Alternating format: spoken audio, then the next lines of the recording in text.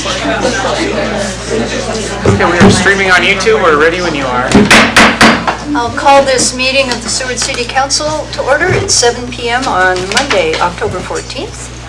And Chief, would you please lead us in the Pledge of Allegiance? I pledge allegiance to the flag of the United States of America and to the republic for which it stands, one nation, under God, indivisible, with liberty and justice for all. Thank you.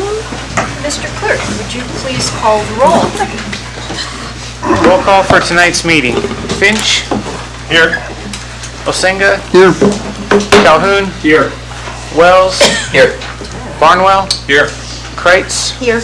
And Mayor McClure. Here. Okay, you have a quorum. Okay, thank you. We're now at the time of citizen comments on any subject except items scheduled for public hearing. We have no public hearing tonight. And this, you'll have 3 minutes to speak on any topic you want, 36-minute total, and there was a sign-up sheet for this by the door. If you signed in, you get first crack, and then I'll just take shows of hands after that. Mr. Clerk, who has signed up? There's one person signed in to speak, Christiana Smith. Okay, and you'll need to give your name when you come up and whether you live inside or outside the city limits. And I know you know that, but I forgot to say it before. My name is Christiana Smith. I live outside of Seward city limits. I come as a community member and as a parent who has a child that goes to Boys and Girls Club. It was brought to my attention in the budget work session that the city would be taking over the teen center while Boys and Girls Club continue to provide service for the elementary age youth in our community. I was here 5 years ago. I think 5 years ago to the month, when there began discussions of the city contracting with Boys and Girls Club to provide services at TYC. And one of the issues, I believe, in facilitating that conversation was the issue of staff retention. And so I am a little concerned that it's just going to happen again, especially knowing that those positions were kind of cut from the roster, and they'll possibly need to be added back in seeing what happens in 2 years. There was a town hall where community members were able to kind of hear from the Parks and Rec director as well as the Boys and Girls Club director. I would kind of like to see that happen again to get public community feedback on how they feel. One of my understanding is on that on the original contract, MOA, MOU, there was supposed to be some type of evaluation. I would love to know what that evaluation process is. I had a child who went through TYC as a city entity from first grade and then through the teen center until it was taken over by Boys and Girls Club. I also currently have a child in Boys and Girls Club. I, as a parent, have never been given any type of survey or requested any type of interview on how I feel the services are being provided from Boys and Girls Club. I do know that there were some parents that brought to the attention of lack of services being provided for this out of school time for days off, like in service. They have been brought back. The minimum enrollment has been lowered to 10, but the cost is at $40 a day per child, no scholarships available, and you must provide a sack lunch. That's also a concern this summer. Boys and Girls Club was able to provide a lunch as well as snacks for camp attendees, but that kitchen is downstairs. Thank you. That was the only sign-in, right? Correct. Okay, anyone else wish to speak? Just raise your hand and I'll call you up. Rhonda? Hi, Rhonda Hubbard, 1800 Jessie Drive, inside city limits. I just wanted to get a little bit more in on the bed tax increase. I was impressed how aggressive that was, that they're considering for the revenue portion. However, I did want to just ask or suggest, and you're probably aware that the Kenai Peninsula Borough is looking at implementing a bed tax, and they're getting together a group to research the options and what have you. So I don't know, I know when they first came out, like, what, 12%, which I was surprised at that, and then I thought, okay, is that going to be tacked on to Seward's 4% and now maybe 8%? I don't know if there's a boundary they could put on that, where if municipalities already have a bed tax, that it isn't also lopped on top of it. I don't particularly know how that works, but I just wanted to kind of bring it to your attention, to let that marinate and maybe talk about that, and maybe Cindy can get involved in this too as our representative. So it just was kind of a red flag there, and I was concerned about what's coming down the pike there. Yeah, so that's all I have. And I did want to, well, not quite all I had. I might as well put this in there too, since I have a little time. I'm still want to put a plug in for housing. I didn't mention, I wasn't sure if it was the right place or time for the public works budget portion, but to maybe find some money in there for the road access to those lots out in Forest Acres subdivision that we did a work session on here earlier, and that they could have access to their lots, and with hopes that they could eventually build on them, whether they were able to put their own sewer and well system in. But I hope that you continue to keep that on your radar, so that hopefully we could see some action out there in the near future. So now that's all I have. Thank you. Okay, thank you, Rhonda. Anyone else? This is your shot. Oh, come on up, Casey.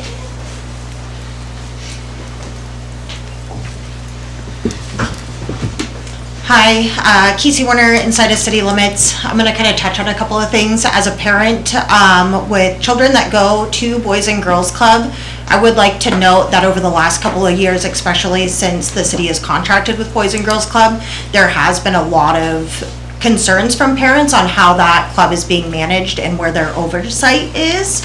I'd like to also mention that the current club director that we have is amazing, and I would love to continue to see him in our community as well as caring for our children in Seward. So whatever it is that we need to do to make sure that he's being supported in his role for caring for our kids in our community, I think that's a really important thing that we should be looking at as city council and in that contract with Boys and Girls Club. I also want to jump over to the bed tax that was mentioned with the Kenai Peninsula Borough. I have been following that, and some of the conversations that I had heard is if there are any communities that currently have a bed tax, that would be subtracted from that 12% if that is the number they choose to go towards. So if the city of Seward moved towards an 8%, it wouldn't be tacked on top of that 12%. And then I also want to put a plug in here. I think the Chamber of Commerce does a number of things for our community, especially in the wintertime. They have been developing a hometown guide that is targeted towards supporting individuals moving into our community or those choosing to live here year-round.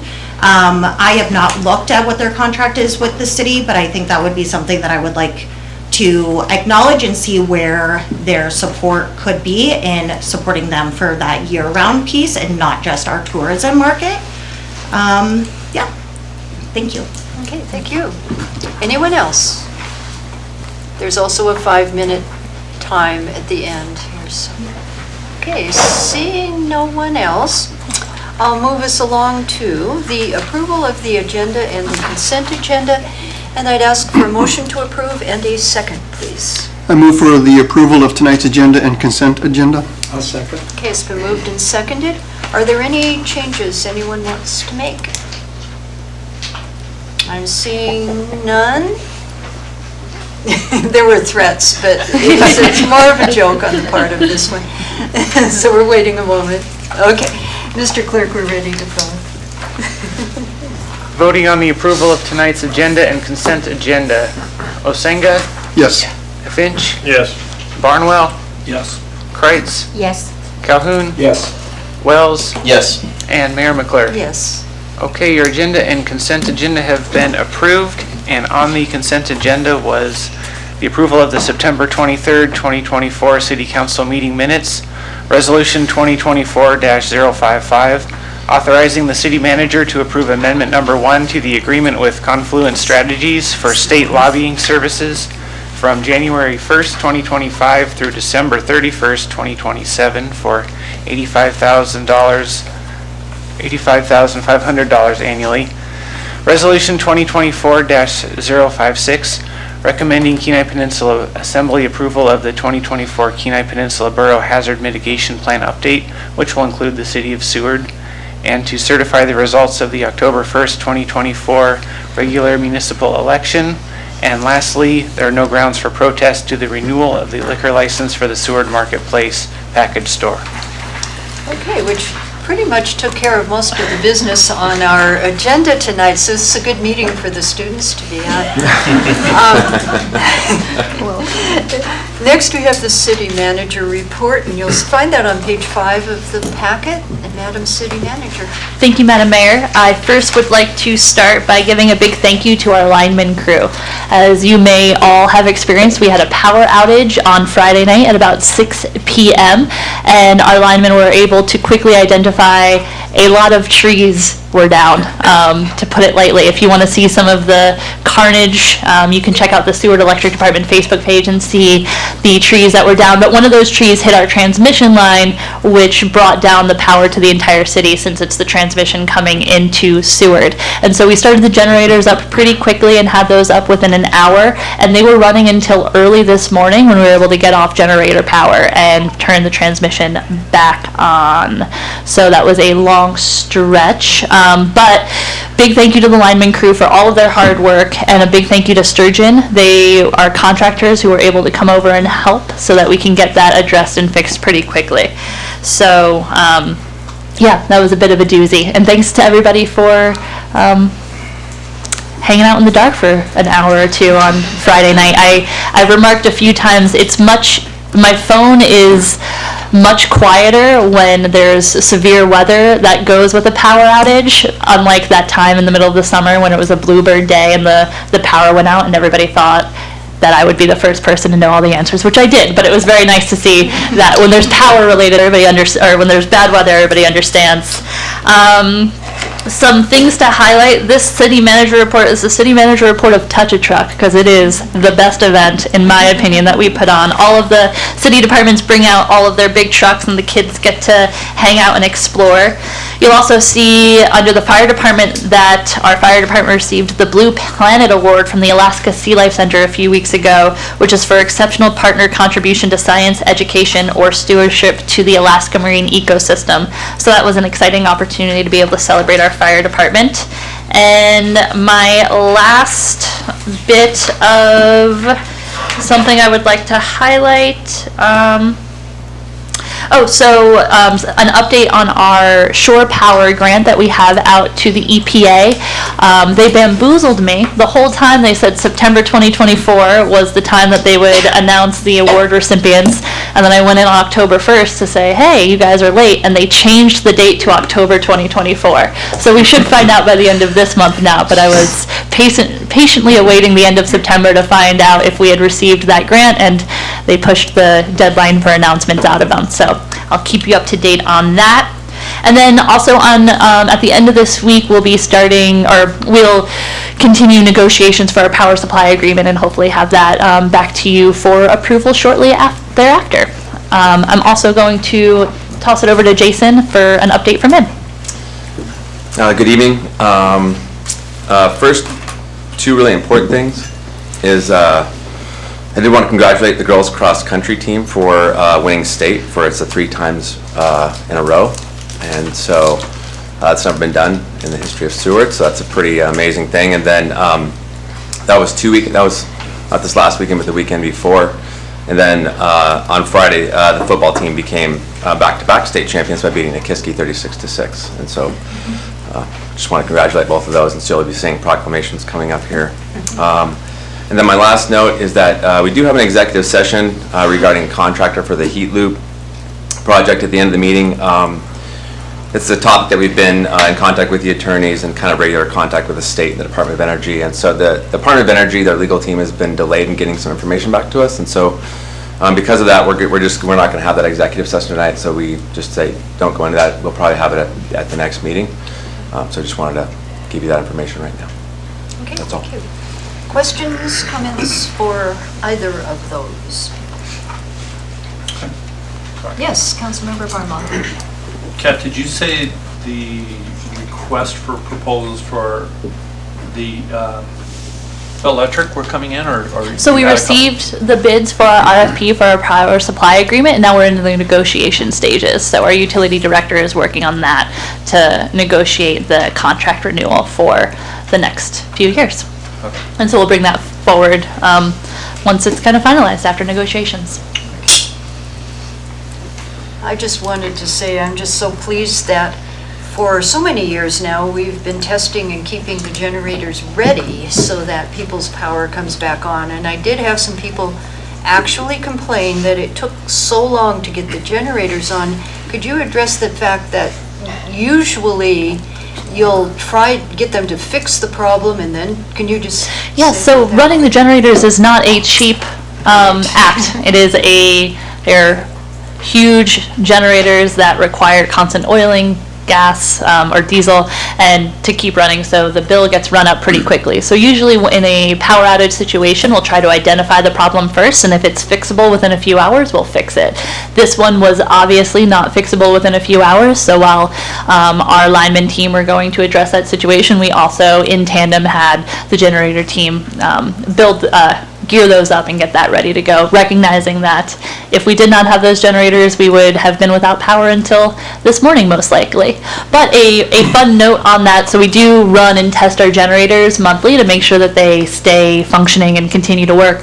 But with the new management at the utility, one of the things that they recognized was that if we're testing the generators, we might as well be testing them at peak demand for energy, which is when our costs from Chugach are the highest.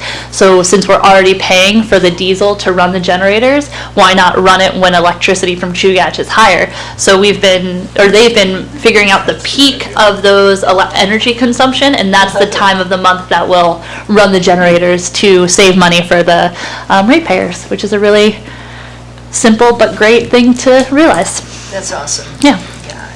Any other questions? Yeah, Councilmember. Yes, Fisher. Madam Mayor, I think I would like to say, as someone who lived here 30 years and dealt with numerous power outages, the city did get those generators on pretty quick. I was firing everything up, here we go. We're going to be the 7 avalanches all over again. So thank you guys for getting that fired up as fast as you did. Thank you. Yeah, it's a big deal. Okay, seeing nothing else, we'll move on to the city clerk report. Mr. Clerk, you got something on page 12? Yes, thank you. I just want to mention that the general election will be held Tuesday, November 5th.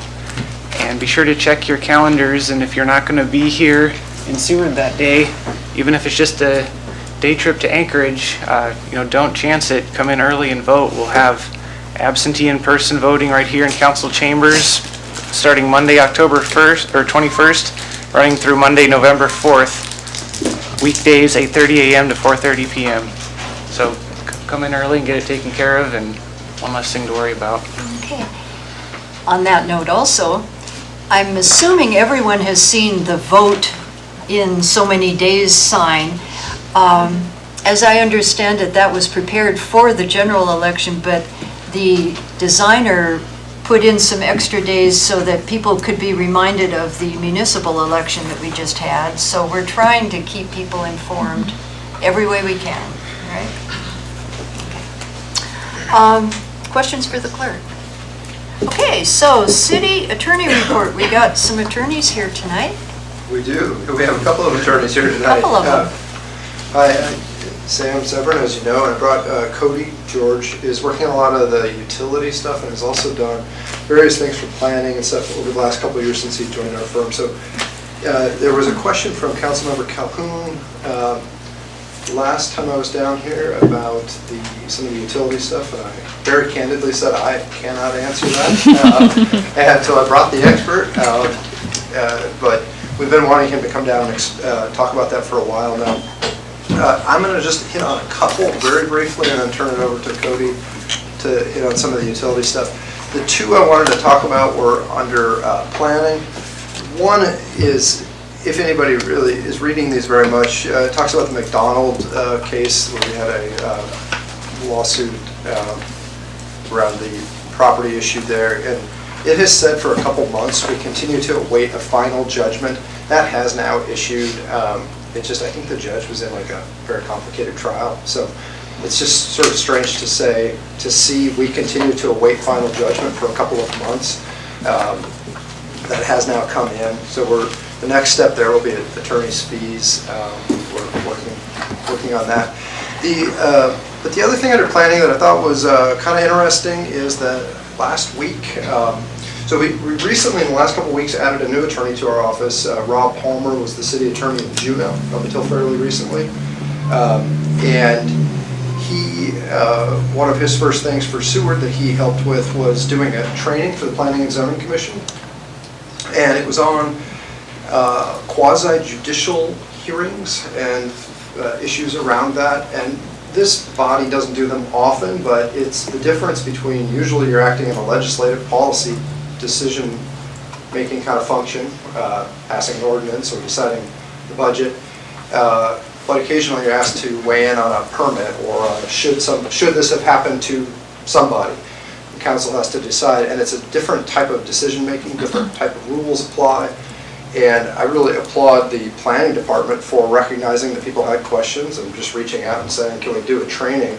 There's a lot of kind of quirky rules that aren't maybe intuitive if you haven't sat on this kind of board a lot. And they asked good questions, and Rob was really excited about getting a chance to do it, so we picked the right guy for it. And so hopefully we'll be doing more of that as needed, maybe even to that group just in a year or something as people change over. That went really well, and I was happy to just, training on that kind of thing is, it's important, but if we're not asked, we just won't think to do it, so it went well. With that, I'll let Cody talk about some of the stuff he's been working on with the utility.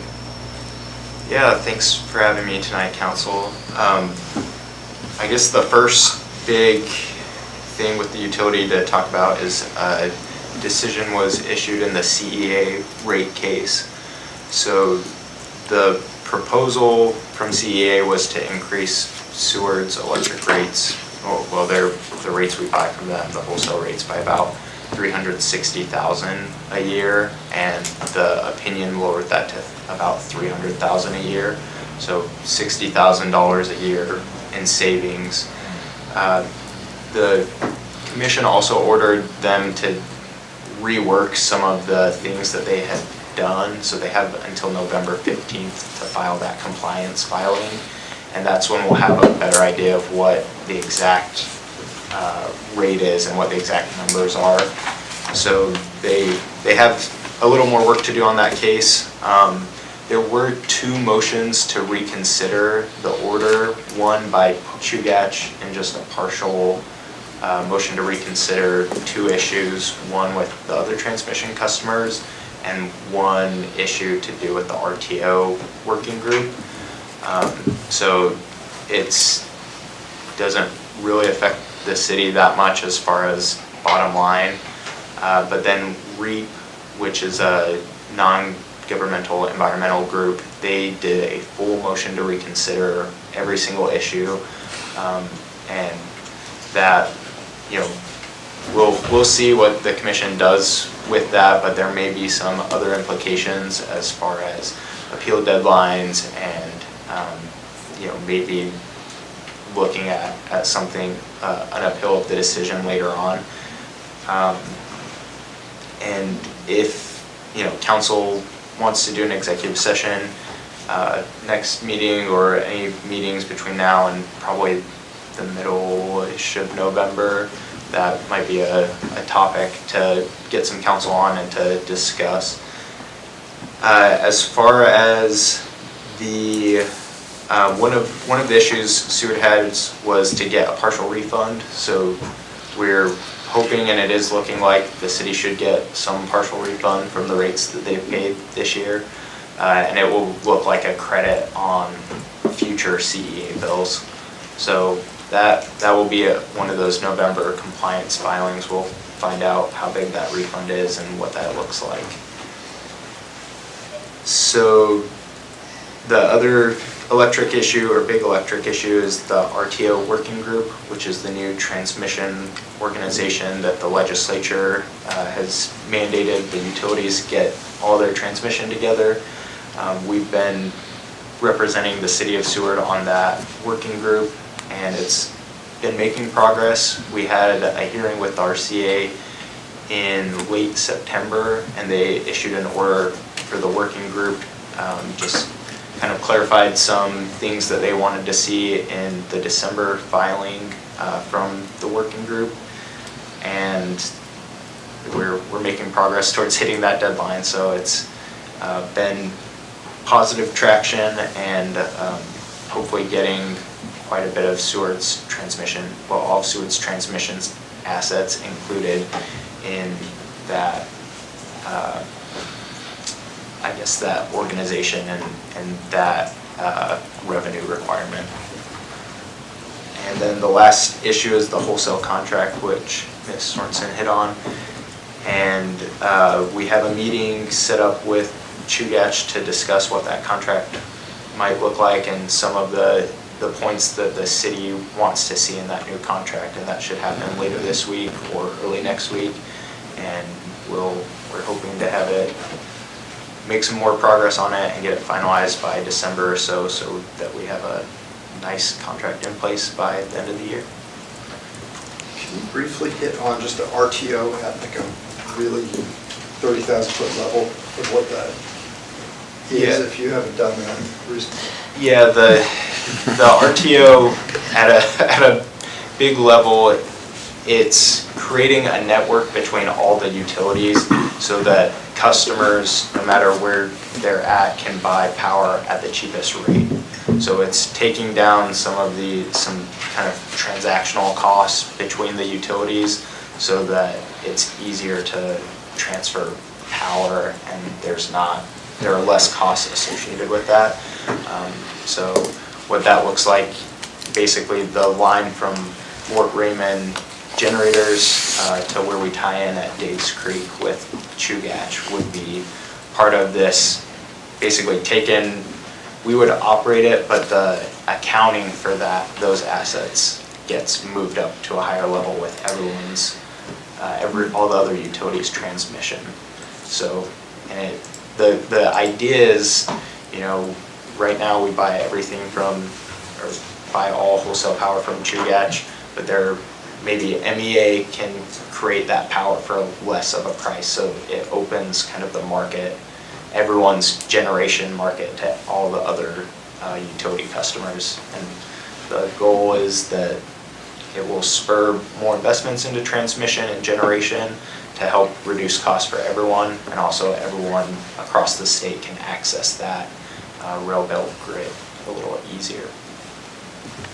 It's good to have that update. And I would like to add that we are forever grateful to have Cody working on this. I attended the first meeting of the RTO group and left it saying, I need to find somebody else to do this because I have no idea what they're talking about. It was me in a room full of lawyers, and we're just super lucky to have Sam and Cody on that, because it's definitely found us a lot of benefits already.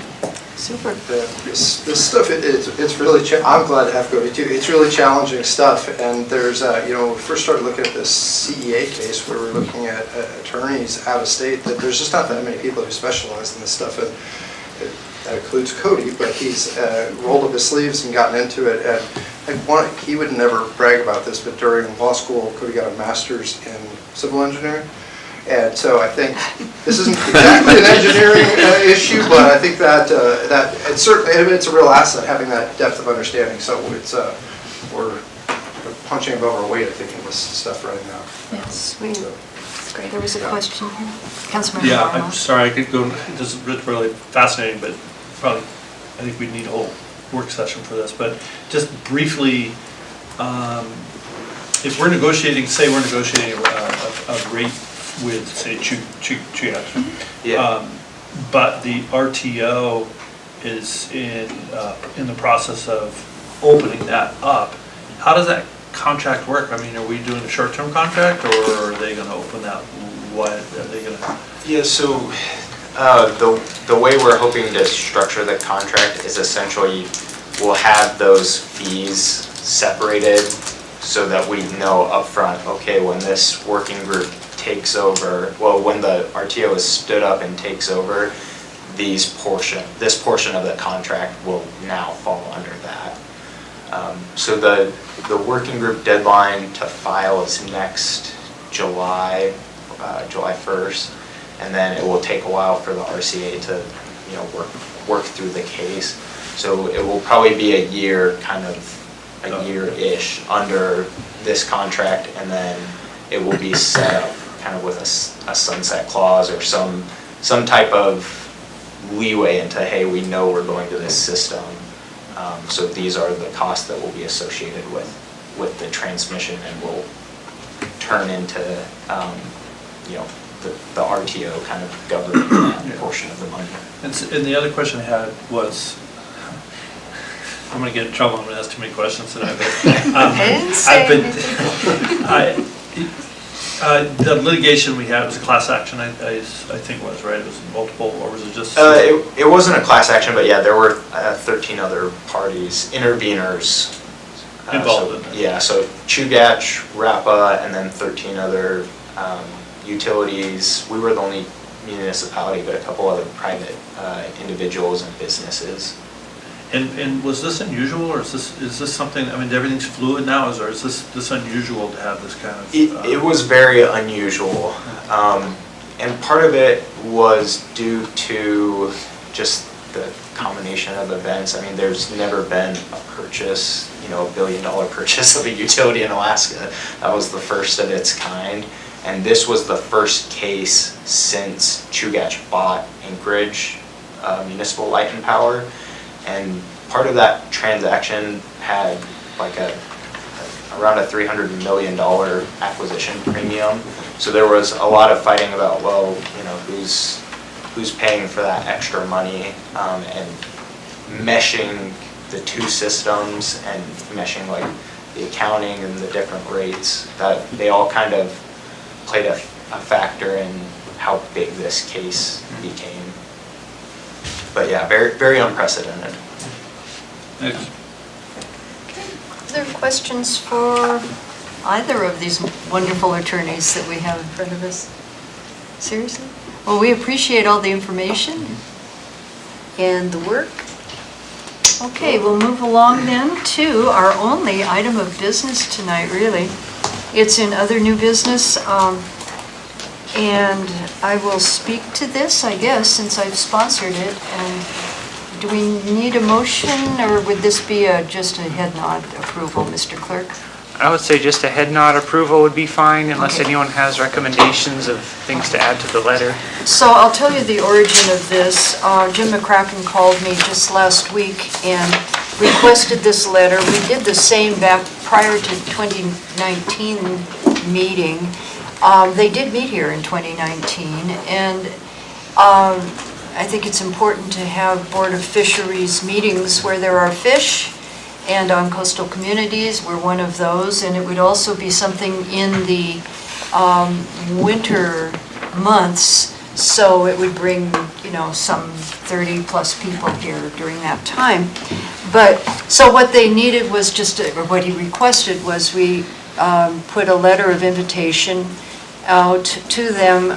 This letter is due tomorrow. This is why we're speaking to it tonight. And then they meet, and everybody that wants to sponsor the meeting sends in letters, and then somehow they vote on it. So I'm requesting that you agree with me that it'd be nice to invite them here to meet in Seward. And this would be in 2026. They work way ahead on these invites. So is there any discussion about that or disagreement? Okay, I don't ask for a lot of letters, but this seemed like a pretty easy one.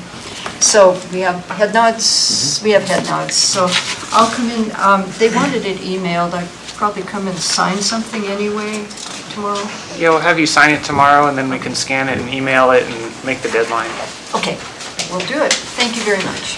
And that was the only item of business, so I wanted to, if you have the agenda, there's a list of our upcoming meetings and work sessions related to the budget.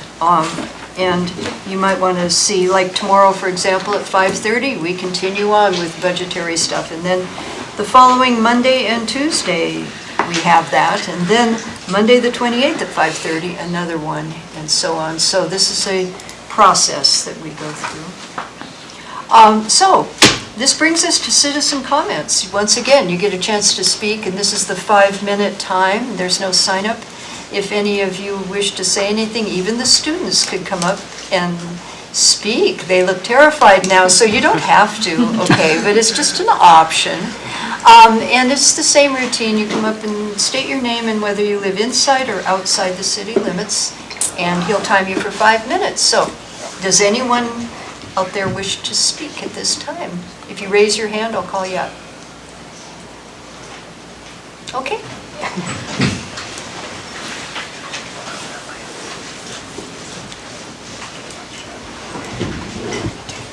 My name's Christina Smith. I live outside city limits. I'm speaking today as a parent and community member to continue the conversation or the comments I was making earlier. Seeing what the evaluation process is for the city with their contracted services, especially Boys and Girls Club, because I am pretty sure that in the original contract, MOA, whatever, it did say that there would be a process of evaluation. I'm not sure what that looks like, and if there's been any type of extensive evaluation done.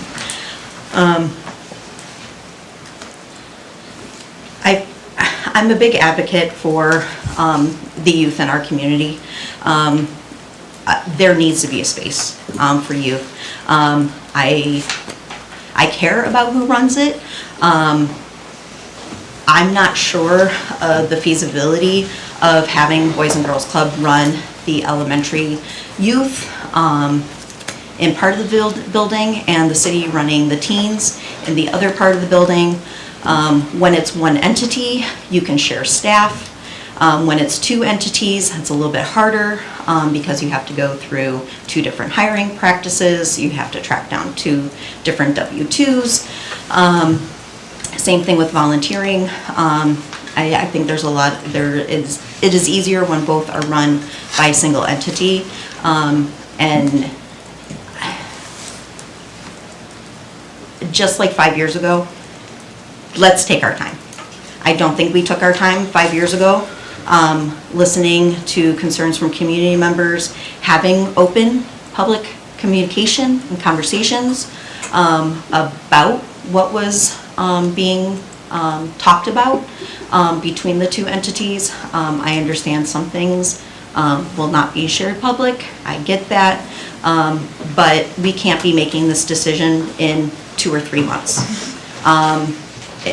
There needs to be time, especially if the evaluation process has not happened in the last 5 years, or little less than 5 years, because I don't believe the contract started until February of 2020, and then March of 2020 happened.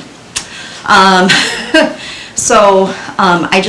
want to make sure that we're taking our time, that we're going to do the transition correctly. Like I said earlier, in the budget work session, hearing that those positions were eliminated, and an evaluation will be made in 2 years on whether those positions will come back.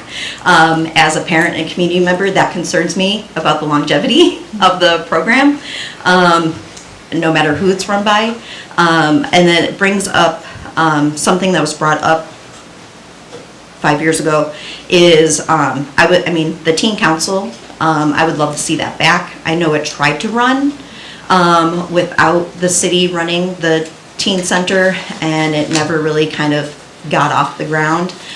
There was also some community member concerns about the Teen Council Scholarship Fund and also some of the recreational monies that were put aside for Teen Council. It'd be interesting to know, now that Teen Council hasn't operated, I believe, for about 3 years, at least 3 years, is that scholarship money still available if Teen Council returns, as well as funding for Teen Council activities. For the youth sitting behind me, I love that you guys show up pretty much once a quarter. Or no, sorry, not once a quarter, once a semester. I have brought both of my children, both elementary age, middle school age, and high school aged, to the council meetings. They typically don't get up and speak their voice, but these are the adults in front of you that are making decisions for your community and for some of the activities that you may participate in. And if you continue to live in the community as an adult, these are the people who are making the decisions, and it is important that they hear your voice too. Thank you. Anyone else wishing to speak? It's not that scary, really. Okay, seeing no hands, we'll move to council and administration comments and responses to citizen comments. Madam City Manager. Thank you, Madam Mayor. I appreciate all the comments from the public on the boys and girls contract and moving forward with some changes in that. Definitely something to take into consideration as we navigate refreshing and updating that MOU with Boys and Girls Club. So I'll be reaching out and talking through some of those things, and I wrote a bunch of people I wanted to say thank you to during the council meeting, and then I realized that the list was getting very, very long because a lot of our staff has been doing some awesome work in every department. So a big shout out and thank you to all of the departments. Christmas light preparation is underway, so we're really excited about that. It sneaks up on me every year because it's only October, but it's getting dark. We can light the lights, and with that, I want to do one big thank you to Councilmember Calhoun for his service on City Council, and it's been a pleasure to work with you. Thank you. Mr. Bickling. Yeah, I just have two comments. One is I do want to let you guys know, like, we do have very excellent attorneys that make our jobs and our lives much easier in difficult situations as we have to navigate some stuff. And obviously, they're great advocates on fronts where we might not have the expertise in-house. And they've really protected us through a number of situations, and I think helped us navigate some stuff this last year that we could not have done without them. And so just it's nice having have your back. And also to the new attorney, Rob, he's also really great to work with. I'm working with him right now on something, so I just appreciate those guys so much. And Councilmember Calhoun, thank you. It's been a pleasure, and just appreciate your teamwork over the last 3 years. Thank you. Thank you. Councilmember Barnwell, we'll start with you.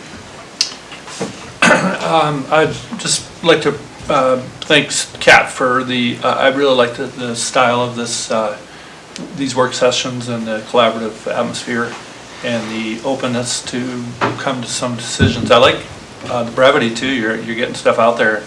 We're talking about it. So hopefully it won't get too ugly, but it looks a good start tonight. Thanks, Sam and Cody, for the presentations. Yeah, we kind of appreciate you guys, and I think you're probably used to that.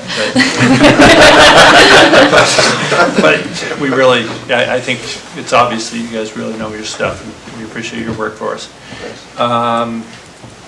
Congratulations to the girls running team and the boys football team. I don't know what the heck's going on with this Seward athletics, but some water. It's pretty impressive. And then Councilmember Calhoun, again, I just constantly amazed how astute and careful you are on the dais here, and we're going to really miss having you here. So thanks. Thank you. Councilmember Kreitz. Some of what Bob said, as far as congratulations to the track and football teams, it's pretty amazing. Went to a few of the games, so it was kind of nice to see them win by so much. And then also I want to thank the attorneys. That was a great explanation of what's going on. I think it was helpful for me, so I know it's got to be helpful for others, so I appreciate it. Thank you. Councilmember Wells. All right. So echo everything everybody else has said, but also I want to let you know that I spent 2 Saturdays in October meeting with property owners from the Forsaker subdivision at my office, and if any property owners, just property owners, would like to reach out to me and meet in my office, I'm available. And also I want to thank Bruce Jaffa for his comments at the town hall meeting. They were very well articulated as always. And Councilmember Calhoun, it's been a pleasure to work with you, and you'll be sorely missed. Thank you. Councilmember Finch. Thank you, Madam Mayor. I'd echo everything too. I'd like to thank the electric company for your fix. Don't forget absentee voting, October 21st, November 4th. And someone who's raised 3 kids and 7 grandkids here in this town, I know that the Boys and Girls Club and TOIC has been pretty sporadic over the years. And I would like to see council take PACAB's suggestion and reroute that bed tax to Boys and Girls Club, TOIC, and Senior Center. We need to invest in our locals before tourism. We wasted a lot of money on tourism, which should have been invested in our locals. And Calhoun, thank you for all you do, and I hope you come back soon. Okay, I was going to give you the absolute last word, but you'll get it anyway. Councilmember Calhoun, this is your moment. A couple of things. Congratulations to the girls cross-country team and the football team. I think that's great stuff that continues to happen. One other thing, thank the electric department, all of them, because they all worked on this thing. When the power went out, we had about 60 people up at the Legion for steak night, and thank goodness for propane grills. But fast work by the electric department, and we really appreciated that. That was always fun. And where's the fire department? All of our emergency lights work, just so you guys know. A couple of things, to work on as I'm getting out of here. When you're going through the budget stuff, just be conservative as much as you can, because we don't know what's coming. And you can always amend the budget if things get better. It's tough sometimes to budget down if things aren't great. So let's just be conservative when you work through that.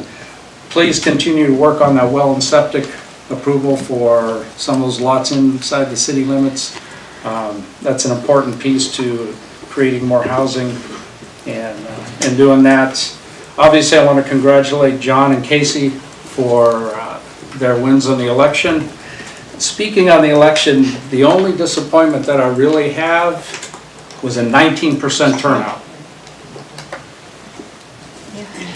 It amazes me that when we vote on things, whether it's to sell electric utility, that was 22%. Or to vote on the people that are going to run the city government at 19%. We really have to work on getting people to get out and hopefully, I guess, make them believe that their votes really do count and that the council really does listen to them and let their voices be heard, because as citizens, voting is one of the very last powers that we have. So I just want everybody to kind of think about that and realize that we should be getting 40, 50%, realistically in a community like Seward. Great community. The last thing that I'm going to say is on that Friday night steak night, if I get emotional, because it's a pride thing, excuse me, the commander of the American Legion Post 5 was awarded Veteran Advocate of the Year as determined by Governor Dunleavy, the Department of Military and Veterans Affairs. And they came down and made a presentation, not the governor. This was for 2023. It was late because when they were supposed to do it in Anchorage last year, they got hit by that huge snowstorm. They had to cancel the whole program. So, of course, Claire Sullivan is my wife. Congratulations. That's it.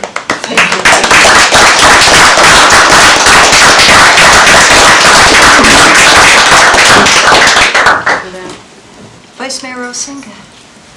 That's a tough thing to follow. All right, congratulations to the high school cross-country team and the high school football team. That's just really great news. Thank you to the linemen and, of course, the whole electric department for the work they did over our last outage. Thank you, administration, and everyone from finance to all the department heads that have been working on this budget proposal. I think that we got a lot of great information, and I think that it seems to be a smooth operation so far. I just hope it keeps going that way. Thank you to everyone, the 19% that voted in this year's municipal election, whether you voted for me or not. I do believe that it is important that people vote, and I agree. I wish with Calhoun, I wish it was a little bit higher than 19%, but it seems like that's where we've been for a while. We'll just have to figure out how to get that number up.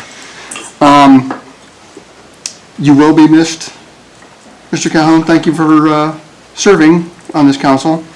And lastly, I am really bummed. I am so bummed. I did not know about the touch the truck thing, and I did not go. So I would like someone to tell me before next time it happens, and I would like to go see these vehicles. Thank you. I'll send you a text next time. And I'd like to point out that it seems like it rains every touch a truck year. It's just crazy that that one time, but anyway, I will echo everything and restate most of what people said, but it's awesome about the girls cross country and the football players. Man, that was neat. It was neat to see the bus heading out too and all of that. I hope they know that they've got the support of the community, both of those teams. And I want to congratulate Casey and John for their election. Yeah, 19% isn't great. The percentages, though, I think there needs to be a purging of the rolls at some point, too, because I don't know how often this state does that. There might be people on our rolls that aren't here anymore, or this or that, too. So I'd like to see the realistic numbers sometime. But if you look at the results, which we certified tonight, you can see that every vote counts. There was a 5-vote difference so your vote counts here in Seward. It's good to see all the students, and you did pick a really good meeting, although with the agendas that are coming out of the administration and my swift running of the meetings, we've been keeping them much shorter than they were in the past, and allowing for people's comments as much as they want to. So I think things are going really well. And congratulations on retirement briefly now from council. We hope to see you back, Councilmember Calhoun. I'm going to miss you sitting there. He will remind me of things like if things are going too long or stuff. He keeps me in line more than this one. It's an interesting thing. What you'll see at our next meeting, and perhaps even tomorrow night, because I think we may be doing an early swearing in so we can get the new council up here for the work sessions. I'm not sure when the reorganization happens. Reorganizing means where we sit. And if you didn't know, let me just give you an update that the newest members sit on the ends, and then it kind of works in from that. And I'm always, well, the mayor's right here, and the vice mayor, whoever that will be, is right here. But so there will be a kind of a shuffling of places, and don't be shocked about that. We're sort of forced into that kind of routine. I'm rambling on because I'm expecting Councilmember Calhoun might have one last word because he always does, and I'm going to give him the last word if he chooses. I do, thank you, Madam Mayor. Well, I wasn't going to forget everybody. I wanted to say thank you to all the council members that I've served with the last 3 years. Also, I want to, and I'm not going to name people because I don't want to embarrass them, but I want to thank some of the community mentors that I've had that have helped me to understand a lot of things when it comes to, you know, finances and community development and things like that. There are people that we have in our community that have a lot of experience, and I appreciate the fact that that I was able to learn a lot from them. And you know, you guys just continue to drive on in a positive fashion. There's a lot of good things coming to Seward, and some of them you can't talk about at this point, but there's a lot of good things coming this way, and a lot of chances for positive change. And I just want everybody to keep that in mind. And I want to thank everybody for all their help and support. And we'll just move on. Thank you. Okay, thank you. And with that, I will adjourn the meeting at 7:56.